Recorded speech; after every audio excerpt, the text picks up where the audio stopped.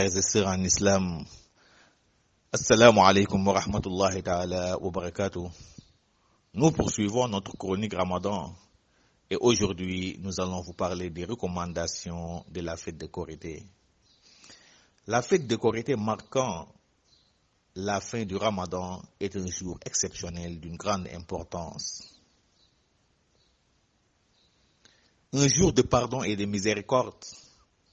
Par conséquent, il est recommandé à tout musulman en cette occasion, premièrement, de s'acquitter d'abord la zakat al-fitr avant d'aller assister à la prière. Pour avoir le mérite de celle-ci, comme l'a suggéré Ibn Abbas, celui qui s'en acquitte avant la prière aura le mérite de la zakat al-fitr. Mais livrée après la prière, elle sera tout simplement considérée comme une simple aumône.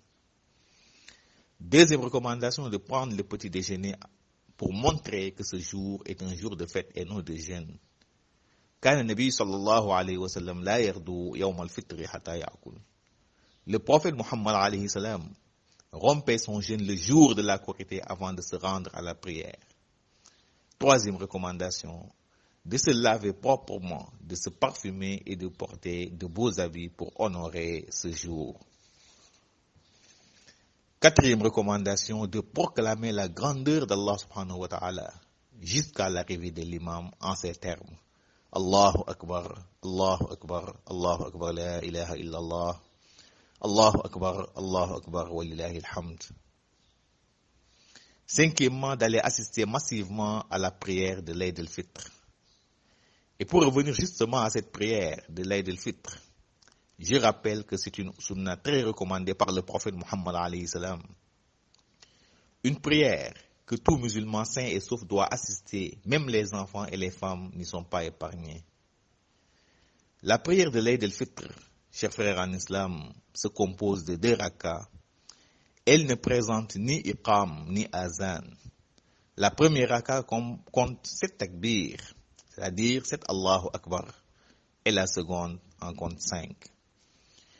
Une prière qui sera suivie par un sermon dans lequel l'imam va exhorter les fidèles à la piété, c'est-à-dire le fait de se plier, n'est-ce pas, conformément aux recommandations d'Allah subhanahu wa ta'ala et d'éviter le maximum possible ces interdits. Et surtout encore leur rappeler le sens et la portée, n'est-ce pas, de ce jour qu'est la Korité. Et d'évoquer, s'il le faut, l'actualité. Mais pour cette année, avec la fermeture de bon nombre de mosquées, dû, comme vous le savez tous, à la pandémie du Covid-19, certains fidèles vont devoir accomplir cette prière de l'Aïd al-Fitr chez eux, c'est-à-dire à domicile. Une pratique tout à fait permise par la législation islamique parce que tout simplement, nous sommes dans une situation de contrainte.